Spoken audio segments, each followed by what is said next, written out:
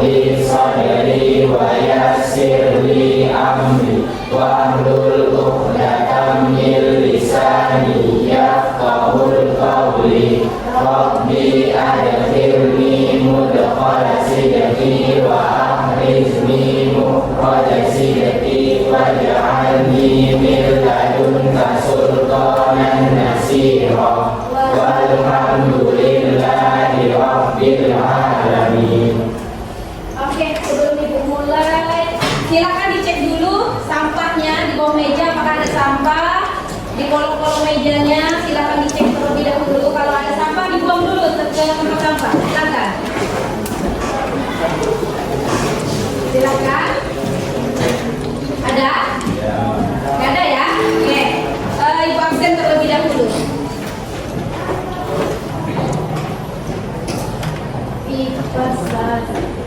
Siapa yang nggak hadir hari ini? Sekretaris, Anissa? Siapa nggak hadir? Hadir semua? Yang ingat ya. Tanggal 9.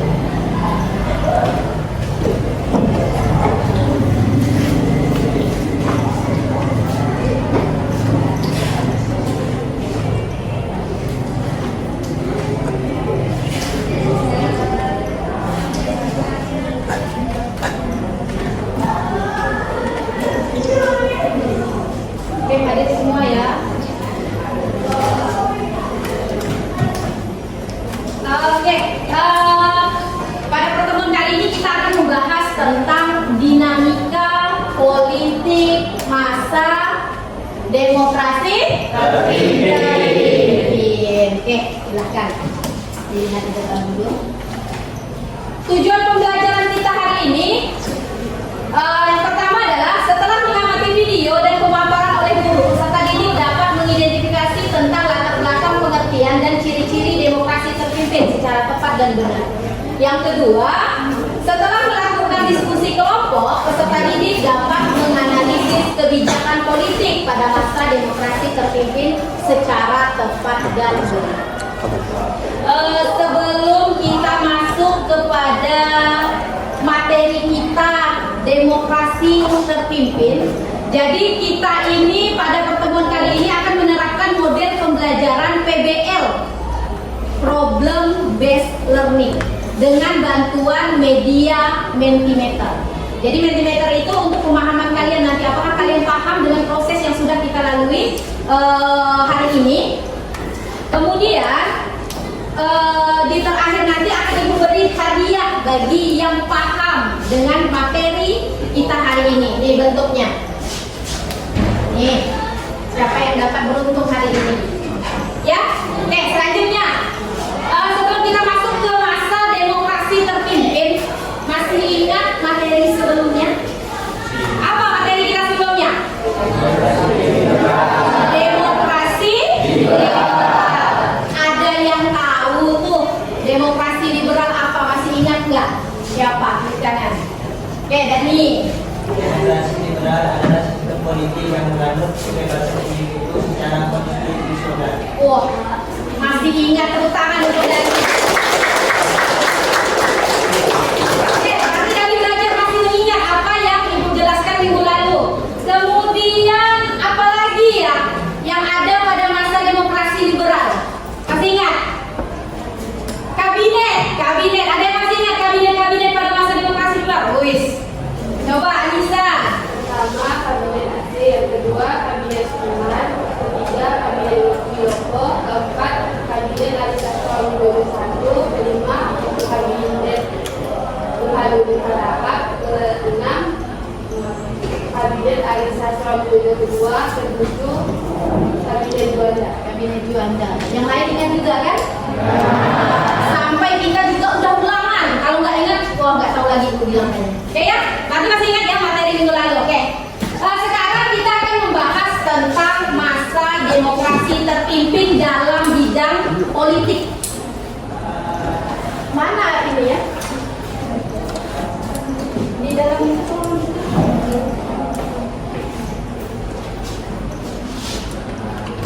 Oke, nih. Menurut pendapat kalian, demokrasi terpimpin itu demokrasi yang seperti apa? Ada yang pernah membaca kan? Biasanya Ibu selalu bilang nih minggu lalu nih, silahkan minggu depan kita akan membahas tentang demokrasi terpimpin. Silahkan dibaca dulu apa itu demokrasi terpimpin. Ada yang baca nggak malam tadi? Oke, Balkis nih baca katanya. Silahkan Balkis. Demokrasi terpimpin adalah sebuah sistem demokrasi yang seluruh keputusan serta pemikiran berpusat pada pemimpin negara. Seluruh keputusan berpusat pada pemimpin negara kalau terpimpin. Berbalik ke belakang dengan demokrasi liberal yang kita bahas minggu lalu. Kalau liberal gimana? Masih ingat tak? Pemimpinnya siapa? Yang mengatur sistem pemerintahan. Perdana Menteri. Sedangkan presiden hanya sebagai mantap. Masih ingat ya? Oke, selanjutnya. Demokrasi pada demokrasi terpimpin. Kenapa sih demokrasi liberal itu digantikan dengan demokrasi terpimpin? Ada yang bisa jawab nggak? Anzani. Pertama, pada tahun 1957 terjadi pertentangan antar elit politik. Kedua, hasil pemilu pada tahun 1955 tidak sesuai dengan harapan rakyat. Dan ketiga, konstituante belum berhasil merumuskan undang-undang terbaru, dan pada tanggal 28 Oktober tahun 1956 Soekarno mengajukan agar partai-partai dipublikasikan. Wah, mantap. Pas sekali jawabannya. Tepuk tangan untuk kalian. Ya, Ibu selalu mengingatkan kepada kalian. Sebelum kita melanjutkan pembelajaran minggu ini, selalu Ibu ingatkan, silakan kalian belajar. Kalau kalian belajar apa yang Ibu sampaikan hari ini, kita akan sinkron bahasanya. Bisa dipahami ya? Mantap. Kita lanjutkan. Betul sekali. Pada masa demokrasi terpimpin itu, pusat pemerintahannya atau sistem keputusannya ada di pemimpin negara yang pada saat demokrasi terpimpin dipimpin oleh siapa? Presiden Soekarno. Demokrasi terpimpin ini juga disebut dengan orde lama bahasanya. Nanti kita untuk menambah pemahaman kalian, silahkan kalian amati video berikut. Ya, silahkan kalian amati. Kita akan bahas nanti dari video ini. Assalamualaikum warahmatullahi wabarakatuh. Silakan diamati terlebih dahulu. Dinasti. Di video sebelumnya tentang demokrasi liberal, kita sudah membahas bahwa menurut Presiden Soekarno, Demokrasi liberal tidak cocok dengan kepribadian Soekarno ingin menggantinya dengan demokrasi tertutup.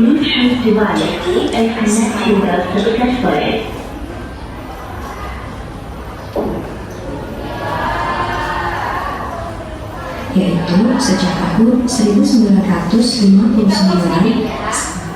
Jadi, sekarang kita akan membahas kehidupan politik bangsa Indonesia pada masa demokrasi terpimpin, yaitu sejak tahun 1959 sampai dengan 1965. Mengapa diterapkan demokrasi terpimpin di Indonesia? Ada beberapa hal yang latar belakangnya. Yang pertama, adanya ketidakstabilan kehidupan politik Indonesia pada masa demokrasi liberal, di mana partai-partai politik saling bersaing dan menjatuhkan satu sama lain karena lebih mengutamakan kepentingan kelompok. Yang kedua, gagalnya Dewan Konstituante dalam membuat undang-undang dasar yang baru. Yang ketiga, Presiden Soekarno merasa demokrasi liberal adalah produk impor yang sangat tidak cocok dengan kepribadian bangsa Indonesia. Karena beberapa hal itulah, Presiden Soekarno ingin menggantinya menjadi demokrasi terpimpin dengan tujuan untuk menstabilkan kehidupan politik bangsa Indonesia. Untuk merealisasikannya, pada awal Juli 1959, Presiden Soekarno melakukan pertemuan dengan Ketua DPR, para menteri, pimpinan TNI, anggota Dewan Nasional, dan para tokoh penting lainnya untuk mendiskusikan langkah apa yang harus diambil untuk bangsa Indonesia. Hasil dari pertemuan tersebut, mereka sepakat untuk memberlakukan kembali Undang-Undang Dasar 1945. Pertemuan dilanjutkan dengan pidato singkat Presiden Soekarno pada tanggal 5 Juli 1959 pukul 17 waktu Indonesia Barat, sekaligus dengan mengeluarkan dekret presiden yang berisikan 3 ketentuan pokok, yaitu pembubaran Dewan Konstituante, diberlakukannya kembali Undang-Undang Dasar 45, sehingga Undang-Undang Dasar sementara 1950 tidak berlaku lagi. Pembentukan Majelis Permusyawaratan Rakyat sementara dan Dewan Pertimbangan Agung sementara. Dikeluarkannya dekret presiden ini menjadi tanda berakhirnya masa demokrasi liberal dan mulai diberlakukannya demokrasi terpimpin. Lalu, bagaimana kehidupan politik bangsa Indonesia setelah diterapkannya demokrasi terpimpin? Kehidupan politik pada masa itu tidak lepas dari pelaksanaan demokrasi yang terpusat pada kepemimpinan Presiden Soekarno. Presiden Soekarno seolah menjadi aktor tunggal dalam kehidupan politik bangsa Indonesia. Sekarang kita bahas ya bagaimana kekuatan, kebijakan, serta penyimpangan-penyimpangan politik yang terjadi pada masa demokrasi terpimpin. Pada HUT RI tahun 1959, Presiden Soekarno berpidato dengan judul Penemuan Kembali Revolusi Kita. Dalam pidatonya, Presiden Soekarno menyerukan tentang semangat revolusi, keadilan sosial, serta penyusunan ulang lembaga dan organisasi negara demi revolusi yang berkesinambungan. Pidato ini kemudian dikenal sebagai Manifesto Politik atau disingkat Manipol. Manipol mencakup 5 gagasan penting, yaitu Undang-Undang Dasar 45, Sosialisme Indonesia, Demokrasi Terpimpin, Ekonomi Terpimpin, dan Kepribadian Indonesia, yang kemudian disingkat USDEP, sehingga dikenal dengan istilah Manipol USDEP. Dalam perkembangannya, Manipol USDEP menjadi ideologi resmi pada masa demokrasi terpimpin dan dijadikan sebagai garis-garis besar haluan negara. Nah, kalian masih ingat kan pada video tentang demokrasi liberal disebutkan bahwa partai politik tumbuh subur dan saling bersaing di masa itu, sehingga pada masa demokrasi terpimpin Pemerintah membatasi peran partai politik dengan cara mengeluarkan Peraturan Pemerintah Nomor 7 Tahun 1959 yang berisi partai politik harus menerima dan membela Undang-Undang Dasar 45 serta Pancasila, menggunakan cara-cara damai dan demokrasi untuk mewujudkan cita-cita politik, menerima bantuan luar negeri hanya seizin pemerintah. Partai politik setidaknya harus memiliki cabang di seperempat wilayah Indonesia. Presiden berhak menyelidiki administrasi dan keuangan partai. Presiden berhak membubarkan partai yang terindikasi melakukan pemberontakan terhadap pemerintah. Untuk menegakkan demokrasi terpimpin, Presiden Soekarno membentuk lembaga negara baru berdasarkan Peraturan Pemerintah Nomor 13 Tahun 1959 yang disebut Front Nasional. Front Nasional diketuai oleh Presiden Soekarno sendiri dengan tujuan untuk memperjuangkan cita-cita proklamasi dan cita-cita yang terkandung dalam Undang-Undang Dasar 1945. Karena menurut Soekarno, Indonesia masih belum sepenuhnya merdeka. Masih ada wilayah Indonesia yang diduduki oleh Belanda, yaitu wilayah Irian Barat. Pada tanggal 17 Agustus 1961, Presiden Soekarno memperkenalkan ajaran Resopim, yaitu singkatan dari Revolusi Sosialisme Indonesia dan Pimpinan Nasional. Tujuan pembentukan Resopim adalah untuk memperkuat kedudukan Presiden Soekarno. Sedangkan inti ajaran Resopim adalah seluruh unsur kehidupan berbangsa dan bernegara harus dicapai melalui revolusi, dijiwai oleh sosialisme, dan dikendalikan oleh satu pimpinan nasional yang disebut Panglima Besar Revolusi, yaitu Presiden Soekarno.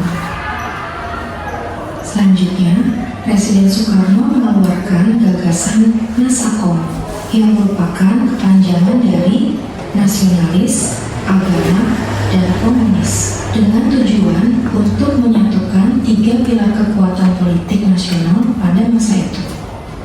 Gagasan Nasakom yang dicetuskan Presiden Soekarno dimanfaatkan oleh Partai Komunis Indonesia untuk semakin menguatkan keberadaannya dalam ranah politik di Indonesia. PKI berhasil meyakinkan Presiden Soekarno bahwa PKI merupakan partai pendukung utama kebijakan pemerintah. Mengetahui hal ini, TNI Angkatan Darat tidak tinggal diam. TNI Angkatan Darat memerintahkan pasukan untuk menangkap DN Aidit, Ketua PKI, dan melarang penerbitan surat kabar harian rakyat. Perintah ini mendapat protes dari Presiden Soekarno. TNI Angkatan Darat diminta untuk mencabut kembali larangannya. Presiden Soekarno juga melarang TNI Angkatan Darat mengambil tindakan apapun terhadap PKI. Perseteruan pun terjadi antara TNI Angkatan Darat, tokoh-tokoh politik, dan Presiden Soekarno. Namun, perseteruan segera diakhiri mengingat Indonesia saat itu sedang fokus menghadapi konfrontasi dengan Malaysia. Sejauh yang sudah kita bahas tentang kehidupan politik pada masa demokrasi terpimpin ini, banyak sekali ya kebijakan atau sikap pemerintah yang tidak sesuai dengan Pancasila dan Undang-Undang Dasar 45. Masih banyak lagi loh penyimpangan-penyimpangan lainnya, seperti pengangkatan Soekarno sebagai Presiden seumur hidup berdasarkan TAP MPRS nomor 3 tahun 1963. Selain itu, Presiden membentuk Majelis Permusyawaratan Rakyat Sementara berdasarkan penetapan Presiden nomor 2 tahun 1959. Soekarno mengangkat anggota MPRS dengan syarat setuju dengan manifesto politik yang dicetuskannya. Padahal seharusnya pengangkatan anggota MPRS dilakukan melalui pemilu. Selain itu, anggota MPRS justru tunduk kepada Presiden, di mana seharusnya menurut Undang-Undang Dasar 45 kedudukan Presiden berada di bawah MPR. Presiden juga membentuk Dewan Pertimbangan Agung Sementara berdasarkan penetapan Presiden Presiden nomor 3 tahun 1959. Secuil yang kalian dapat dulu apa? Demokrasi terpimpin itu seperti apa sih modelnya? Segala keputusan, kebijakan ada di tangan presiden. Saat itu adalah Soekarno Hatta. Terima kasih ya.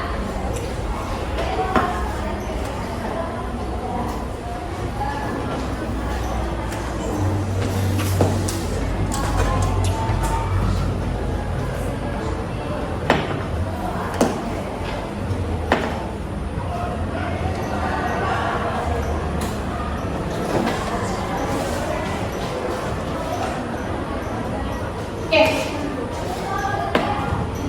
Setelah kalian mengamati video, kehidupan politik bangsa Indonesia pada masa demokrasi terpimpin dimulai dari tahun 1959 sampai 1965. Latar belakang demokrasi terpimpin yang pertama, ketidakstabilan kehidupan politik pada masa demokrasi liberal. Kemudian kegagalan Dewan Konstituante dalam merumuskan Undang-Undang Dasar baru yang pembentukan konstituante itu yang dibahas di masa demokrasi liberal. Kemudian Presiden Soekarno merasa demokrasi liberal tidak cocok diterapkan di Indonesia, multi partai. Kemudian langkah-langkah untuk merealisasikan demokrasi terpimpin, Soekarno pada saat itu mengeluarkan dekret Presiden 5 Juli 1959. Dekret Presiden di Indonesia itu pernah terjadi 2 kali. Yang pertama pada masa demokrasi terpimpin, yang kedua pada masa Presiden Abdul Rahman Wahid. Oke, isinya dekret Presiden 5 Juli 1959, pembubaran Dewan Konstituante, diberlakukan kembali Undang-Undang 1940, kemudian membentuk MPRS dan DPAS yang dimana tadi katanya gimana MPRS? Berada di bawah perintah Presiden. Padahal sebenarnya MPR kan kedudukannya harus di atas Presiden. Begitu juga DPAS. Kemudian selanjutnya, peta kekuatan politik pada masa demokrasi terpimpin. Jadi Presiden Soekarno itu mengeluarkan gagasan. Gagasannya itu adalah disebut Manifesto Usdek, Manifesto Politik Usdek. Nah, pada saat itu juga pada masa demokrasi terpimpin, Manifesto Usdek ini dijadikan ideologi negara sekaligus haluan dasar negara Indonesia pada saat demokrasi terpimpin. Usdek, Usdek itu singkatan Undang-Undang Dasar 1945.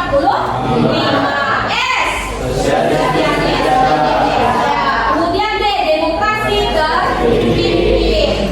E, ekonomi terpimpin, dan terakhir kepribadian bangsa.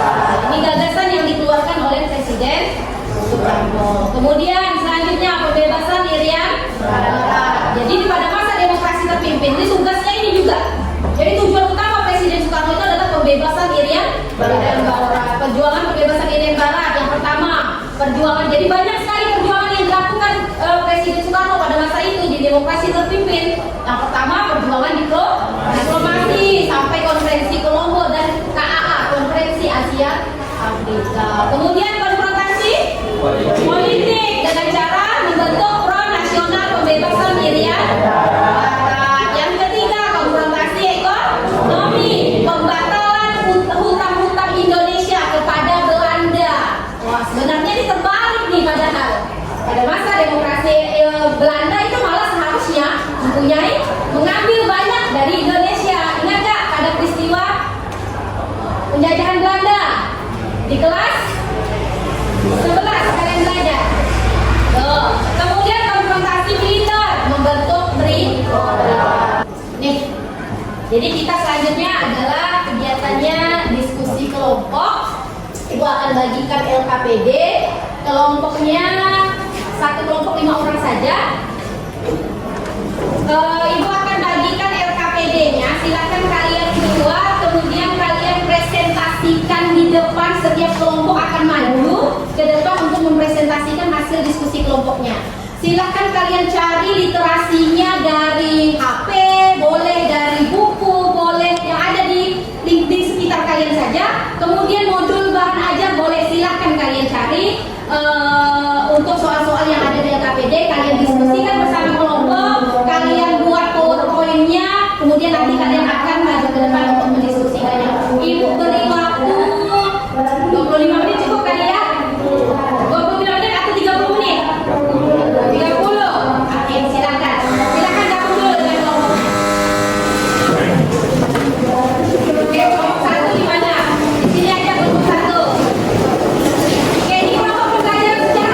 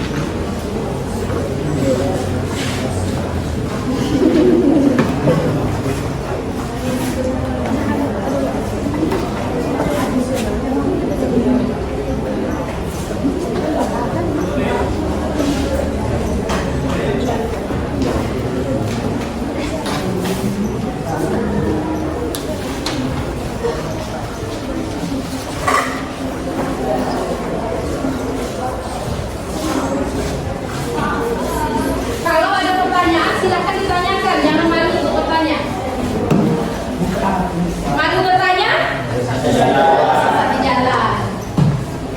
Aman kalau susah di jalan, susah di hutan.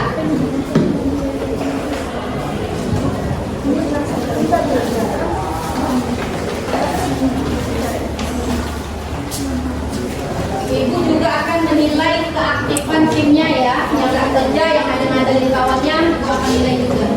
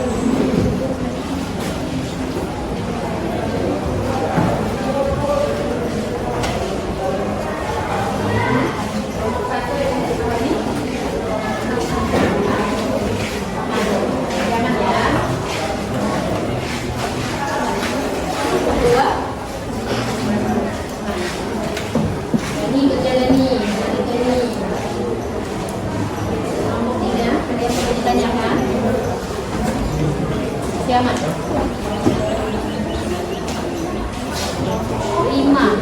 Ada yang perlu ditanyakan? 4. Ada yang perlu ditanyakan? Semuanya kerja ya. Referensinya kan boleh dari buku, HP, modul, silahkan baca.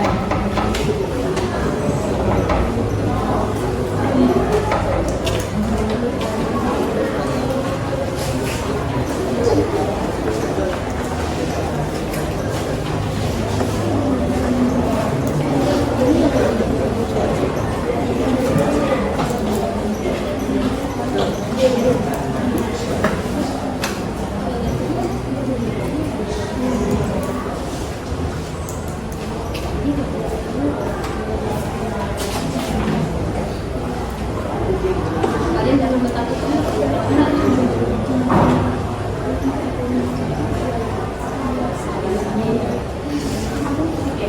Ini seperti slide tadi ya.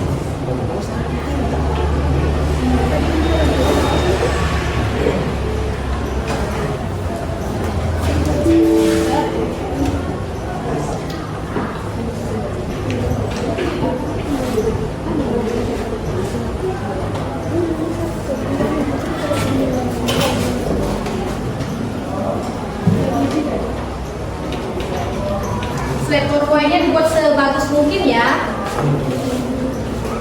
untuk presentasi ke depan.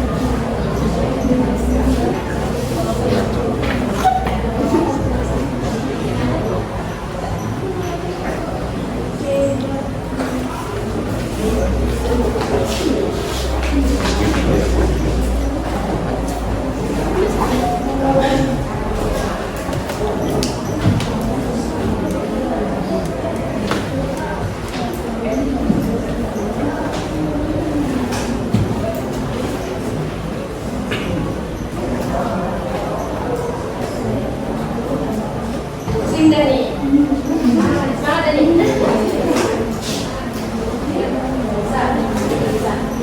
Ada dua Dani. Nanti yang presentasi Dani. Ya.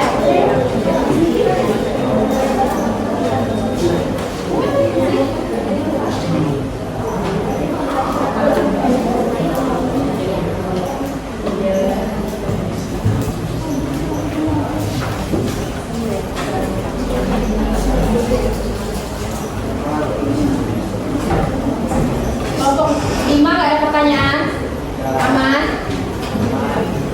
Kayaknya Nabil agak pusing, agak bingung gak?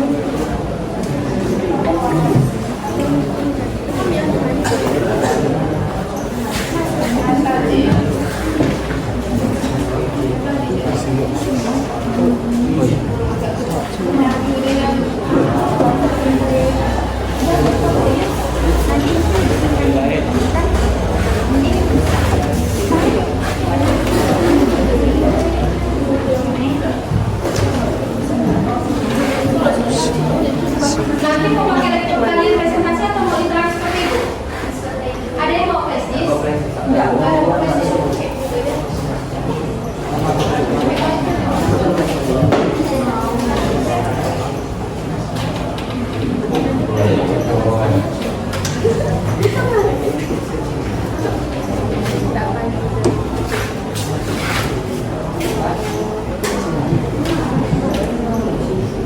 Nanti kalau kelompoknya yang terjadi bilang ibu ya. Tinggal sisa 2 menit lagi kelompoknya.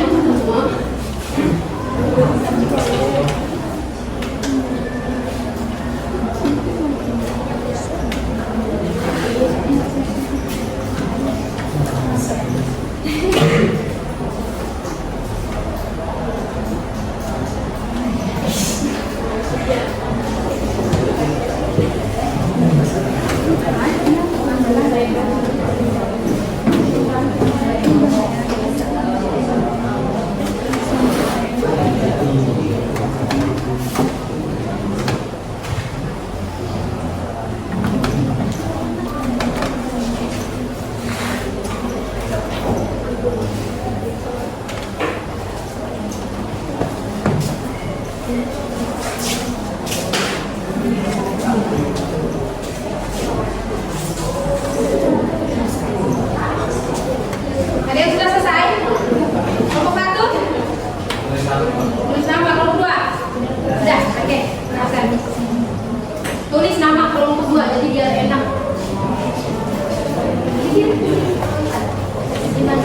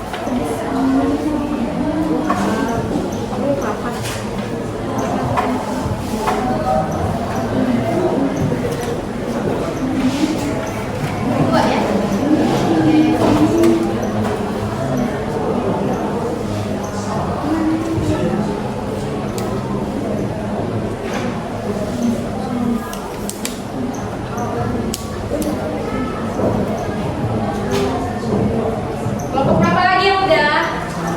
3 udah?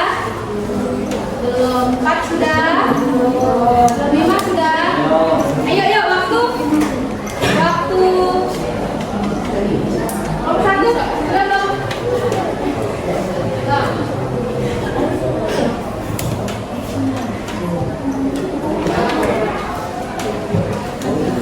Ayo. Siapa lagi? Yuk. Kelompok 5. Sudah? Sudah? Oke, ya. Masukkan sini biar presentasi. Atau mau pakai laptop kalian presentasi? Kalian pakai apa ini? Nggak bisa. Kirim sini. Bil, kirim lah Bil. Udah ter-save? Kan belum di-save?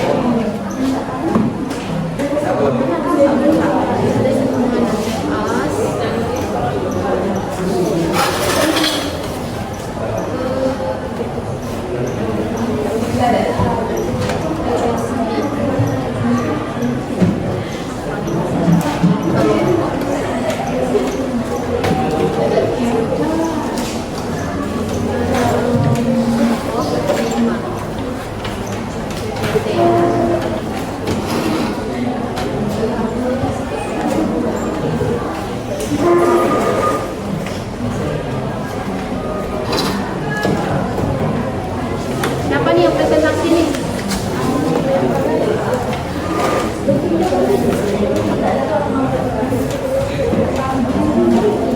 Moderatornya siapa?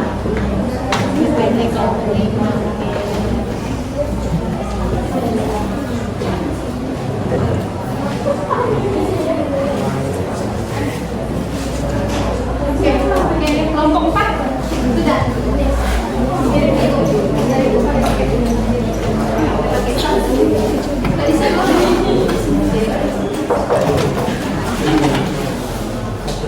Dikeluarkan dulu.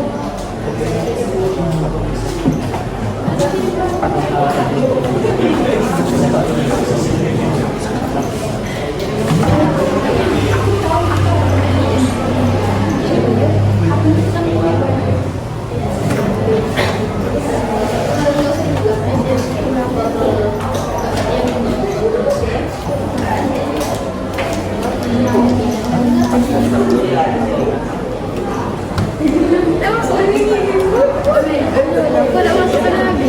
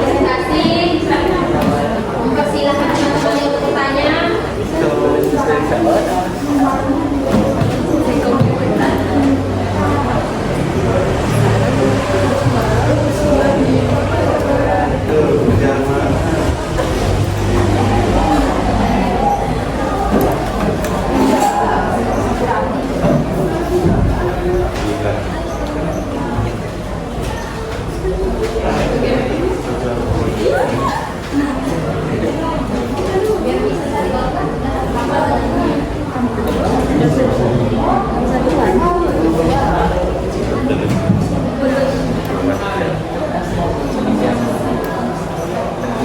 jambut ya. Satu.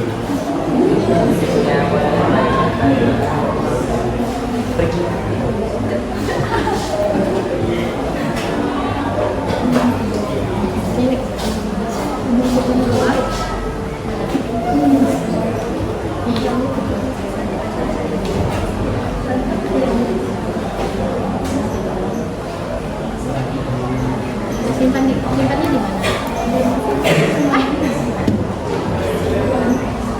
Yakin nih? Coba dibuka dulu di mana? Aku kalau belum simpan biasanya nggak bisa buka.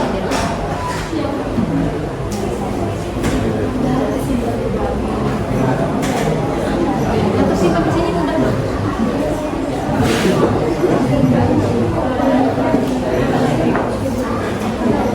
Kurangnya nama kelompok. Ada nih. Nah, ini dia.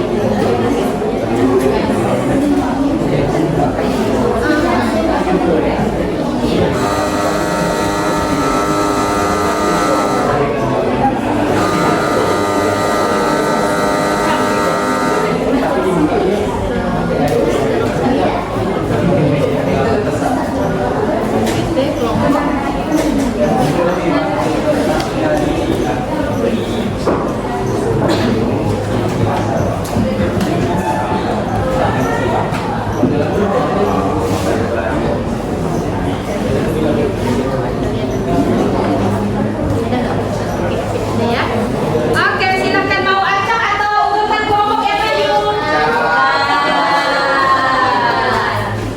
Kalau kelompok satu maunya acak karena biar nggak satu kelompok satu yang maju ya kelompok satu. Karena memang harusnya urutan, karena kan sesuai judulnya juga urutan. Jadi kita maju ke kelompok satu dulu ya. Pasti siap kelompok satu. Oke, kita maju kelompok satu. Boleh deh itu yang jadi ininya, kantornya. Silakan maju di sini.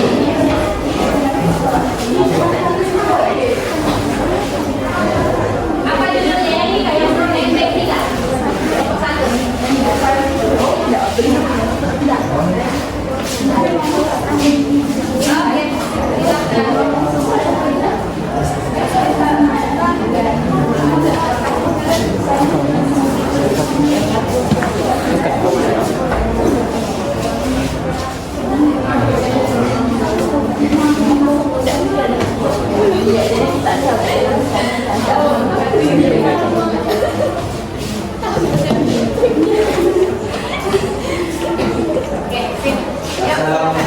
Assalamualaikum warahmatullahi wabarakatuh. Terima kasih kepada Ibu dan teman-teman yang sudah meluangkan waktunya kepada kelompok kami. Kami akan mempresentasikan hasil diskusi kami dari kelompok satu, yaitu sistem pemerintahan pada masa demokrasi terpimpin.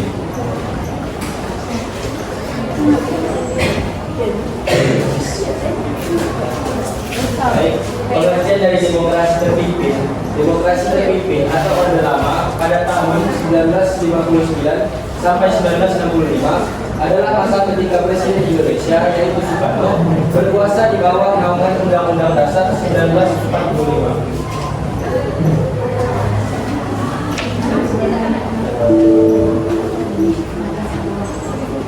kalau mau dikasih keterangan, Baik, demokrasi terpimpin sendiri adalah sebuah sistem demokrasi yang seluruh keputusan serta pemikiran berpusat pada pemimpin negara.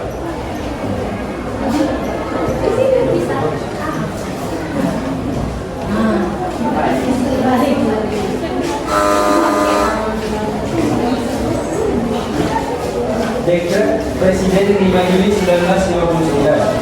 Dekret Presiden adalah sebuah pernyataan politik Presiden Soekarno yang berkekuatan hukum. Isi dari Dekret Presiden yaitu 1.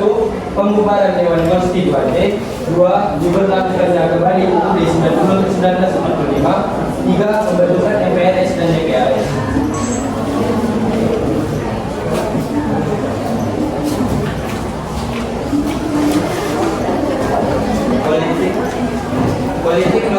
pada masa demokrasi terpimpin. Pada masa demokrasi terpimpin menerapkan politik virus aktif, kemudian diganti menjadi politik neko-depo atau disebut politik luar negeri poros atau disebut juga Jakarta Kompensuki.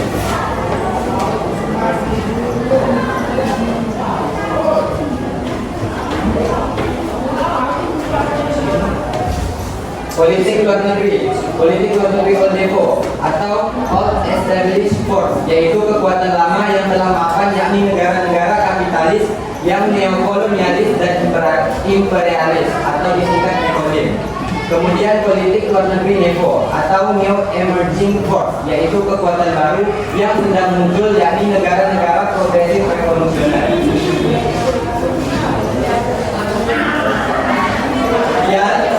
Presentasi dari kelompok kami.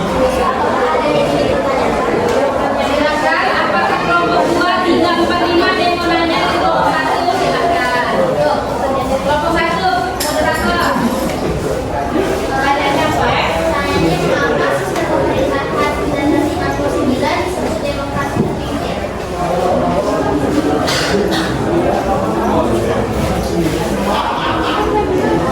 Oke, yuk langsung dijawab. Siapa yang mau jawab? Terima kasih untuk pertanyaan yang baris. Mengapa disebut demokrasi terpimpin? Karena demokrasi di Indonesia saat itu mengandalkan pada kepemimpinan Presiden Soekarno saja. Terpimpin pada saat pemerintahan Soekarno adalah kepemimpinan pada satu tangan saja, yaitu Presiden itu sendiri. Sudah dipahami kelompok 2? Tepuk tangan untuk kelompok 1. Karena jawabannya udah betul, makanya tidak perlu ada penekanan lagi dari ibu. Oke, tepuk tangan untuk kelompok 1.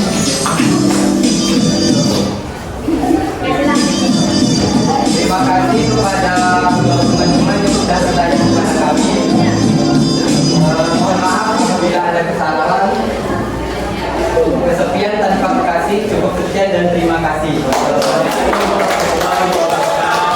Waalaikumsalam warahmatullahi wabarakatuh. Oke, selanjutnya kelompok 2, silakan.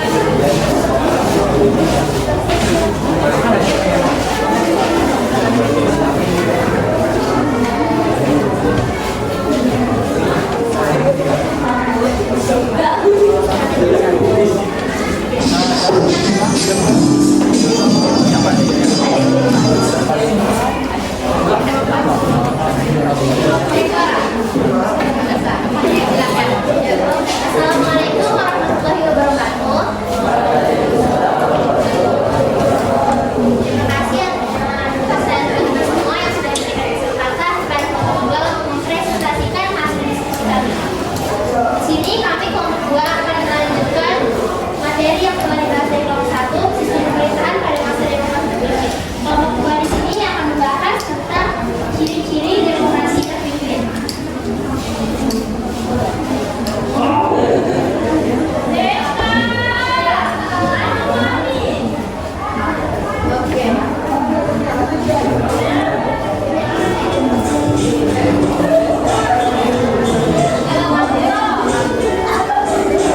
Di sini ciri-ciri demokrasi terpimpin ada 5.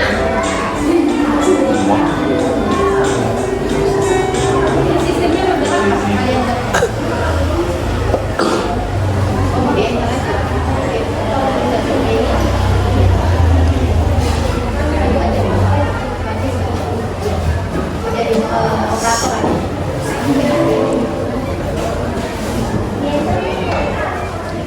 Jadi ciri-ciri demokrasi terpimpin ada 5, yaitu yang pertama, dominasi kekuatan politik di tangan presiden.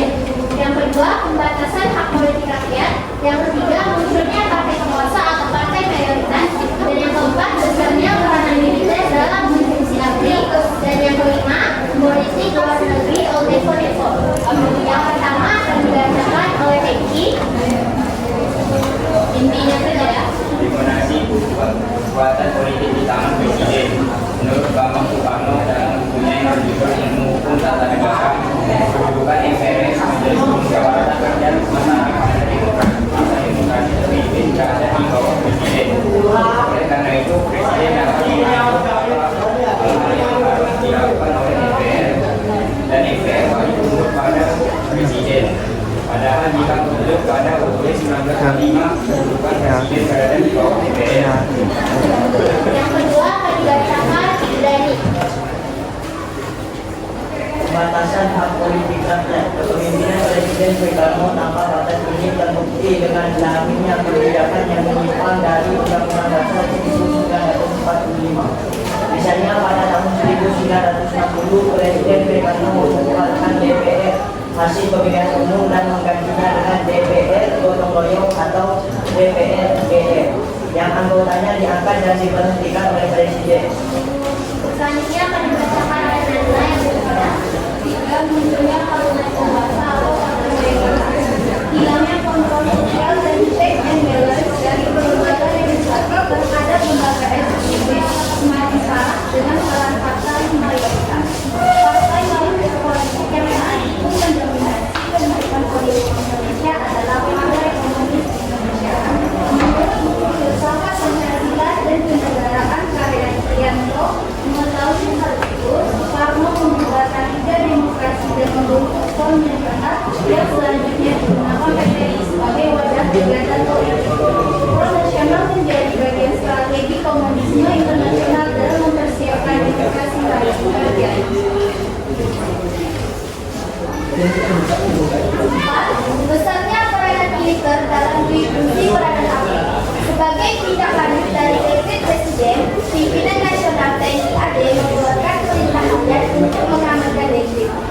Di bawah perintah Presiden Soekarno sebelumnya, TNI dan Polri disatukan pada tahun 1914. Hal tersebut mendorong keputusan Presiden Soekarno sebagai panglima tertinggi di dalam TNI. Ia menciptakan kondisi unggul-mengungguli atau balance of power baik antar angkatan maupun TNI dengan partai politik. Oleh karena itu, fungsi ABRI semakin luas hingga fungsi pada politik Indonesia. Yang terakhir, politik luar negeri oleh Koneksi. Sikap politik luar negeri Indonesia yang mulai bebas aktif berubah menjadi politik luar negeri moral. Negara membagi kekuatan politik dunia menjadi dua, yaitu Oldevo dan Nevo. Oldevo merujuk pada kekuatan lama yang telah makan, yakni negara-negara kapitalis yang neokolonialis dan imperialis. Sedangkan Nevo yaitu kekuatan baru. Dengan paham tersebut, Indonesia menyelenggarakan pesta olahraga negara-negara Nevo yang dikenal dengan nama Ganevo atau Games of New Emerging Force dan berhasil membentuk Polres Jakarta, Phnom Penh, dan Peking.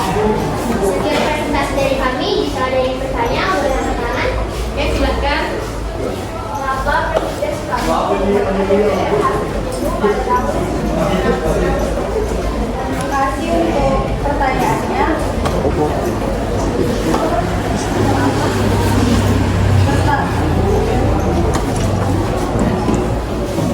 Alasan Presiden membuatkan DPR, pertama DPR menolak rencana anggaran belanja negara pada tahun 1960 yang diajukan pemerintah. Kedua, DPR saat berselisih dengan RAPBN hingga DPR yang dianggap tidak dapat membantu pemerintah. Gimana kelompok 1 jawaban temannya? Terima kasih atas pertanyaannya. Sekian dari kelompok kami. Wassalamualaikum warahmatullahi wabarakatuh.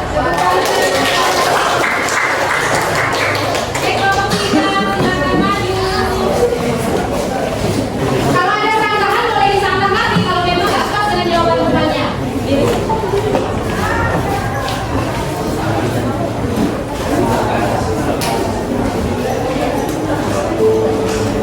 Oke, silakan.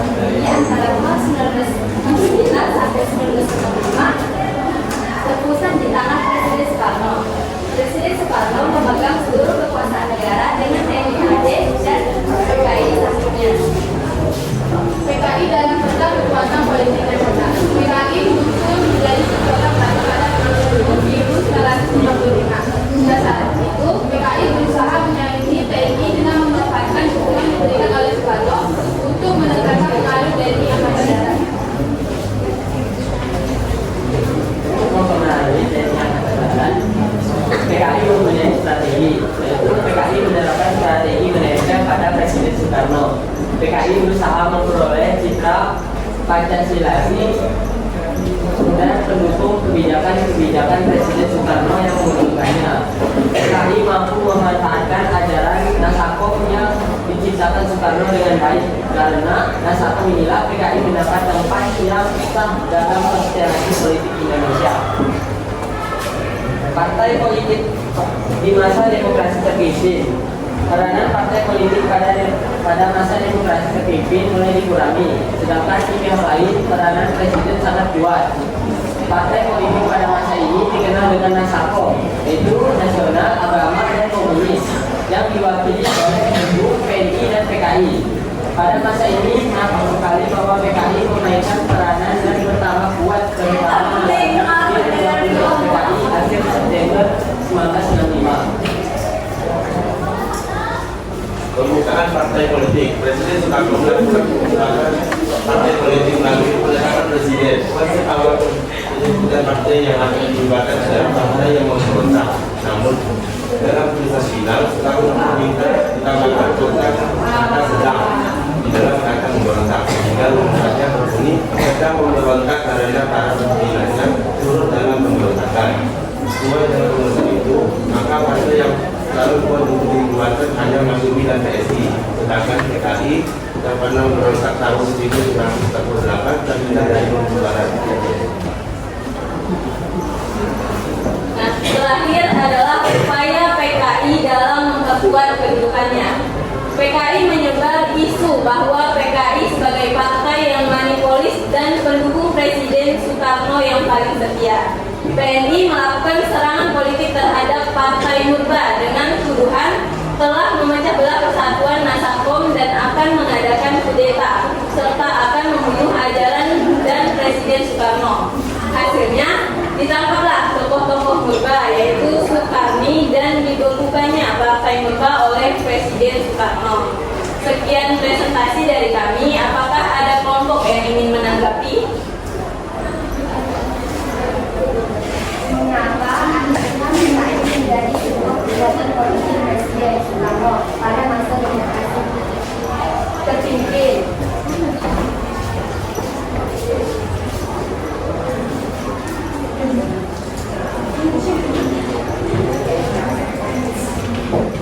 Kelompok 4, kelompok 5 sepertinya nggak usah ada pertanyaan dulu ya, karena waktu kita juga udah terbatas sekali. Habis ini kan kita mau ini lagi apa mentimeter, ya? Oke, silakan. Baiklah, saya akan menjawab pertanyaan dari kelompok 4. PKI berhasil menjadi kekuatan politik Presiden Soekarno masa demokrasi terpimpin karena PKI berhasil mendekati Soekarno dengan cara mendukung setiap kebijakan yang ditetapkan Soekarno. Pada saat itu, Soekarno memang membutuhkan kekuatan pendukung untuk semakin memperkuat posisinya, sehingga Soekarno menggandeng PKI dan AD secara bersama-sama. Gimana? Oke, tepuk tangan untuk kelompok. Jadi tidak perlu ada lagi penekanan dari Ibu. Jawabannya udah bagus. Baik, terima kasih atas kesempatan waktunya dan pertanyaannya. Kami akhiri. Wabillahi taufiq wal hidayah. Wassalamualaikum warahmatullahi wabarakatuh.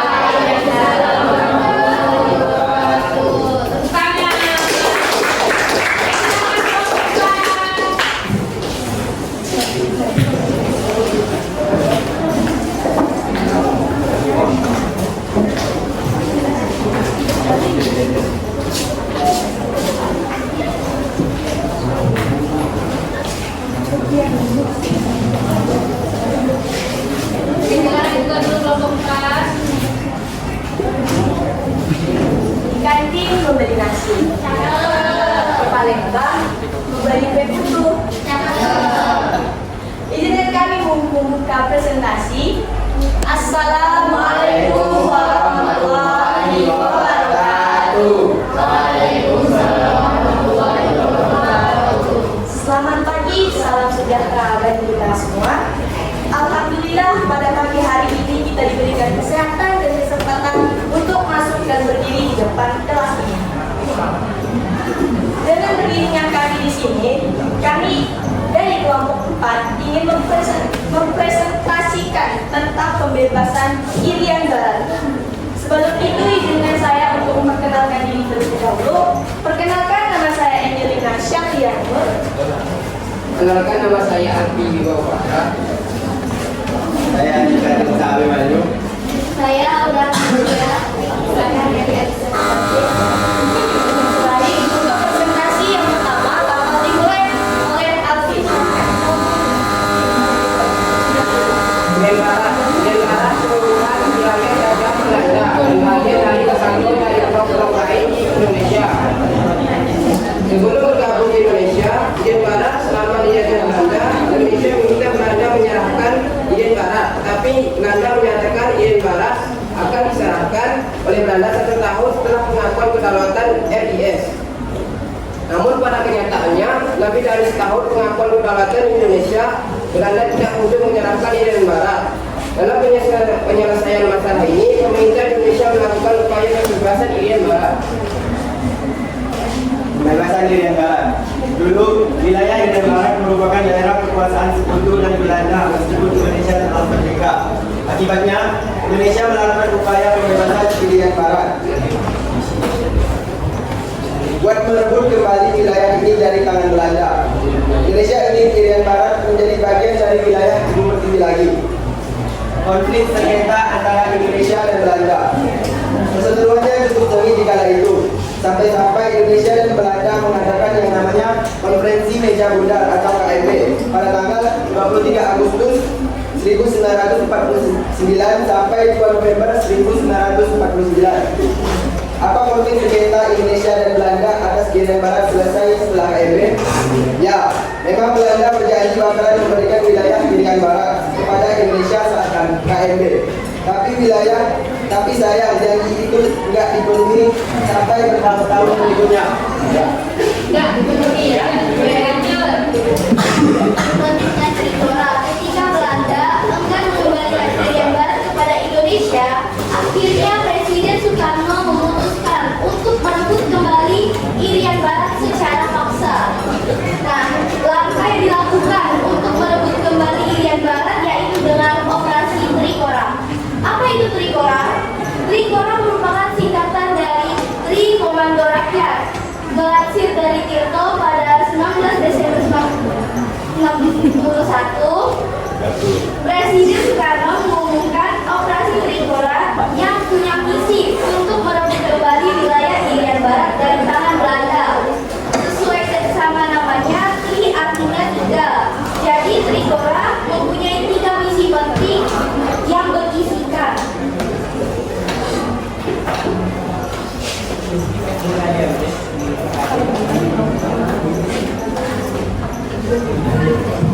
yang pertama, gagalkan pembentukan negara Papua, yaitu negara boneka yang dibentuk oleh Belanda di Papua.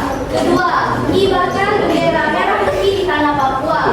Dan yang terakhir, ketiga, mobilisasi pertahanan, yaitu pembentukan tentara militer untuk mempertahankan Indonesia. Selanjutnya, upaya pembebasan Irian Barat. Karena berbagai upaya diplomasi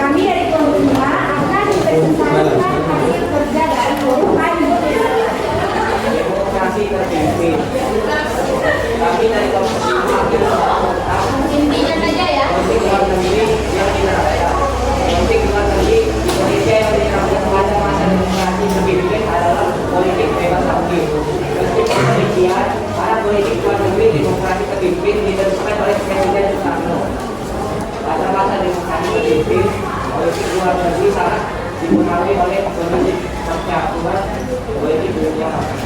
Sementara itu Komisi Percaturan Politik Dunia pada masa didominasi oleh perdagangan antara Amerika dan Uni Soviet. Kedua negara ini memiliki sistem politik dan pemerintahan yang berbeda. Dalam perkembangannya muncul beberapa peristiwa yang berkaitan dengan politik luar negeri Indonesia pada masa demokrasi terpimpin. Beberapa peristiwa tersebut yang sebagai berikut. 1. Konfrontasi dengan Malaysia. 2. Politik mahasiswa. 3. Indonesia keluar dari PBB. Selama bergabung dengan PBB, Indonesia menerima banyak manfaat. Selain itu, Indonesia memberi kontribusi dalam kegiatan PBB. Akan tetapi, setelah 15 tahun menjadi anggota, Indonesia memutuskan keluar PBB. Keluarga Indonesia dari PBB berkaitan erat dengan konfrontasi Indonesia Malaysia. Terima kasih atas perhatian atas perhatiannya serta dari kelompok kami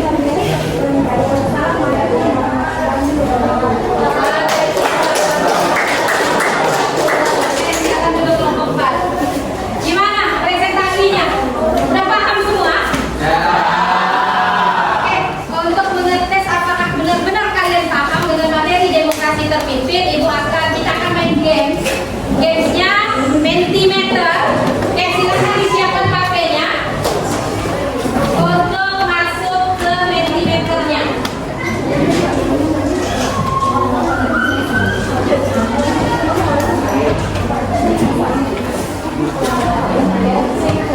Oke, silakan buka Menticom, kemudian masuk join kode 81464340. Silakan. Menticom, kemudian masuk ke kodenya 81464340. Silakan. Like dulu kalau sudah masuk. Kasih jempol.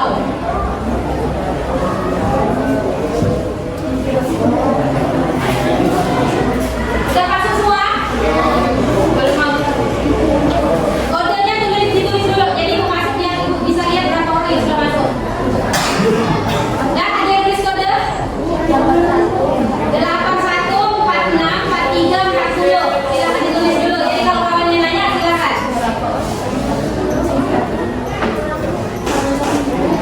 Tuh, yang udah masuk 12, 14.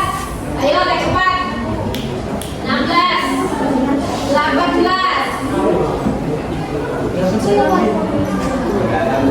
Like dulu biar kalian semangat. Ya, semangat yuk. Semangat sebenarnya berdiri ya. Oke, silakan berdiri semuanya biar lebih semangat lagi. Yuk, berdiri. Udah 25 orang lagi aja siapa yang nggak ada? Kata waktu, ayo.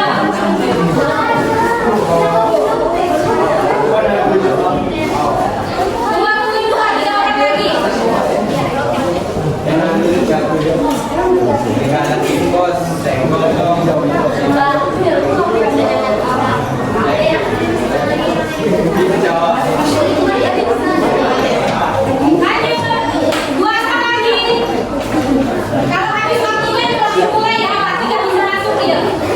Nah, dua lagi.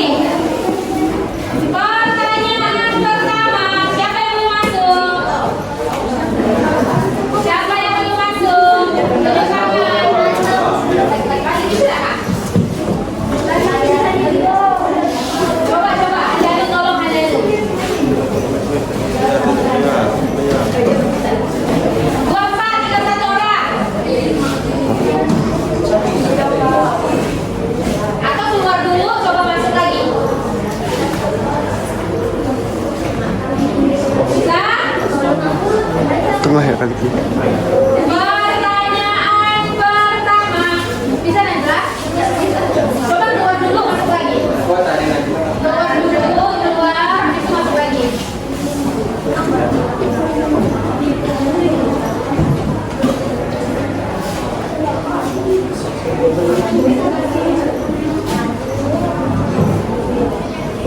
Bisa?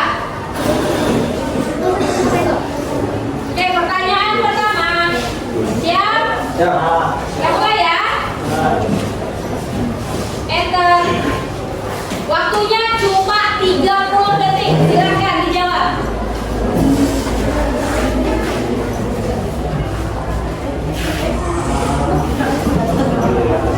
Ayo. Ayo semangat kiri yo, biar semangat. Ayo.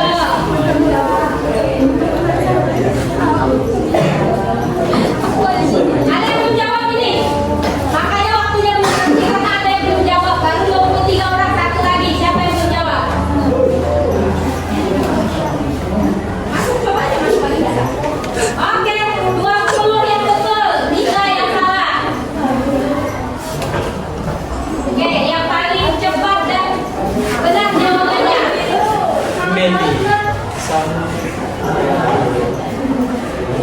Oke, Fadli. Ayo nomor 2.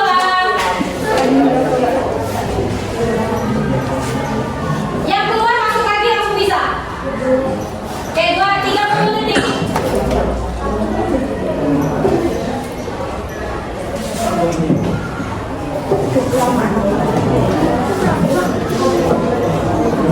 Ya, suaranya boleh dikeluarkan, silakan.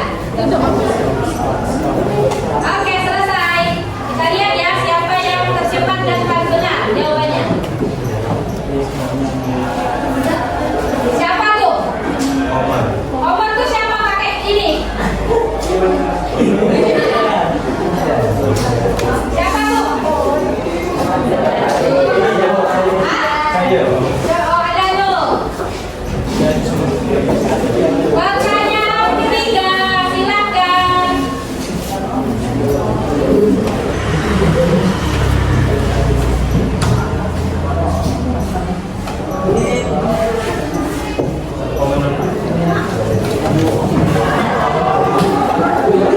Yang suaranya keluar kan jadi masalah, jangan ditahan. Oke, kita lihat.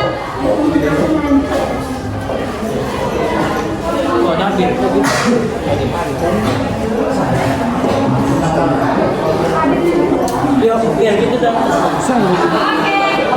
Siapa ini? Siapa? Donat siapa Donat? Nah, iya. Kakak lupa tuh suka namanya berarti. Oke, lanjut. Nomor 4, 30 detik. 30 ya.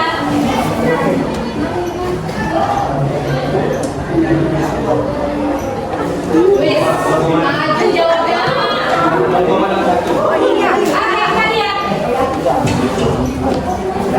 Kalian boleh lihat emojinya punya kalian itu kalau lupa tulis nama.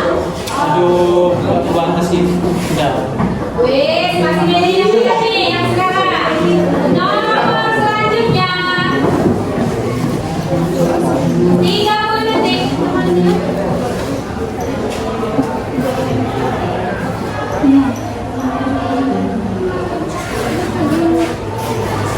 Ayo. Oke, kita lihat ya. Siapa yang pegang nih? Nomor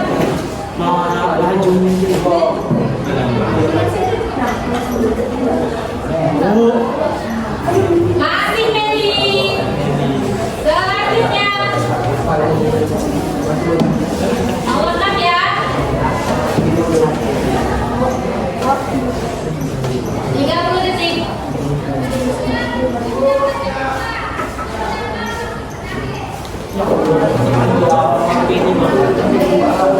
Oke, 25 orang sudah menjawab. Bisa masuk semua ya.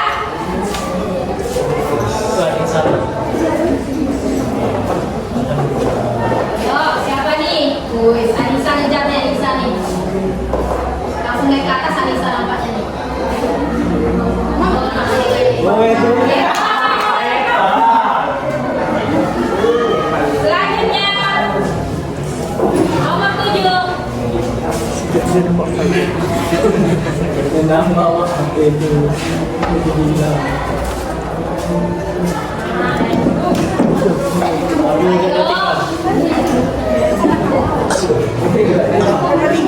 Masih bisa masuk kalau mau masuk bisa. mobilnya ada di atas. Pak, oke yuk, siapa lagi yang belum nih?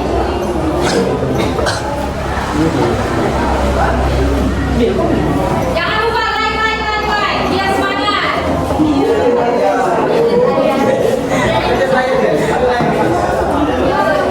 Ada 2 orang yang salah tuh.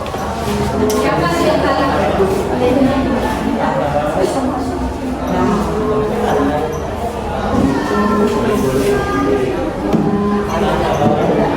Yes, masih lepas.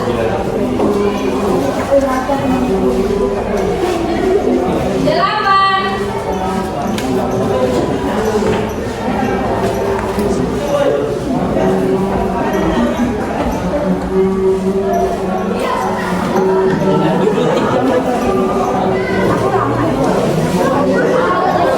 Iya, silakan identifikasi siapa yang jawabannya betul. Ayo, masih belum terkalahkan, Pepper.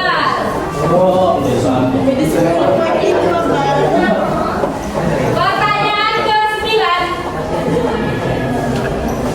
Kalau kalian lebih cepat lagi di pertanyaan terakhir, pun bisa langsung nyusul. Nih, langsung laju nih.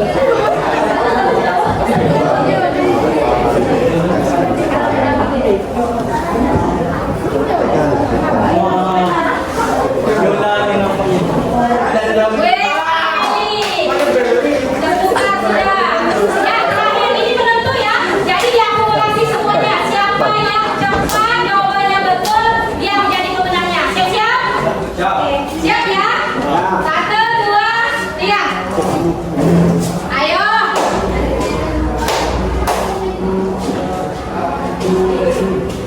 30 detik. Boleh. Ayo tepuk tangan. Oke, semua jawabannya betul yang terakhir, tapi siapa pemenangnya langsung keluar nih terakhir. Udah siap? Oke, 1, 2, 3.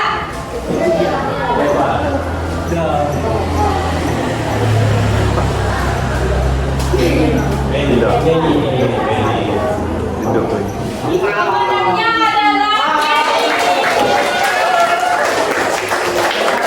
Oke, Meli, maju ke depan, Meli. Silakan, Meli. Wah, Meli fokus hari ini berarti ya. Hah? Oh, baru tahu demam kata Meli. Yo. Tepuk tangan untuk Meli.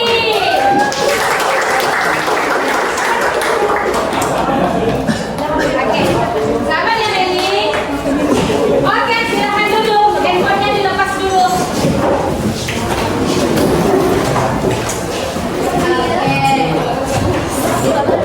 Bagaimana pembahasan kita hari ini? Menyenangkan, biasa saja, atau bagaimana? Benar-benar materi ya? Kenapa bisa menyenangkan? Karena ada main game ya Bu. Oke, bawa HP Bu. Yang biasanya kita tidak pernah membawa HP ya di proses pembelajaran. Oke. Untuk selanjutnya ada pertanyaan tentang materi demokrasi terpimpin dalam bidang ekonomi. Silakan dalam bidang politik. Silakan kalau ada pertanyaan, tanyakan dulu. Silakan. Ada pertanyaan? Sudah paham? Sudah. Oke, kalau sudah paham berarti Ibu minta satu orang memberikan kesimpulan pembelajaran kita pada pagi hari ini. Silakan siapa yang mau memberi kesimpulan? Serena. Siap Serena. Oke Serena, silakan Serena. Diri boleh Serena.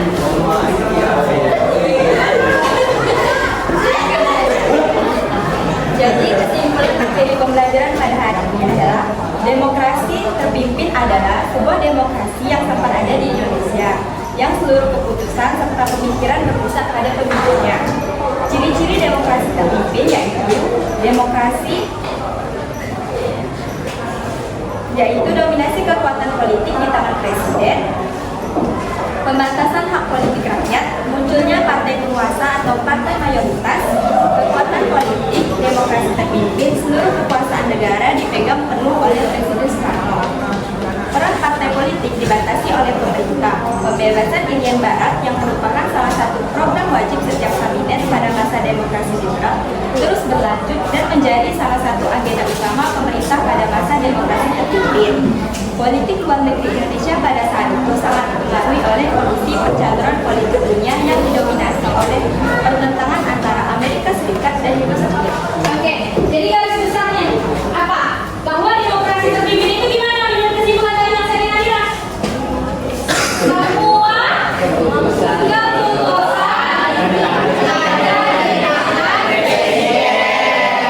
Oke, paham semua rasa ibu. Jadi alhamdulillah hari ini kita sudah sampai di penghujung pembelajaran. Jadi minggu depan itu kita akan membahas tentang demokrasi terpimpin dalam bidang ekonomi. Silakan dipelajari terlebih dahulu, dibaca-baca terlebih dahulu bukunya. Jadi agar apa yang ibu sampaikan minggu depan juga kalian langsung menyerap. Bisa dipahami? Yang nggak belajar harus belajar. Ya Dani belajar Dani, semangat Dani. Jangan ngantuk Dani. Bisa ya? Oke, mungkin sampai di sini dulu. Tadi katanya tidak ada pertanyaan, sudah paham dengan apa yang sudah dijelaskan, apa yang sudah kita lalui hari ini. Ibu akhiri, ibu tutup dengan wabillahi taufiq wal hidayah.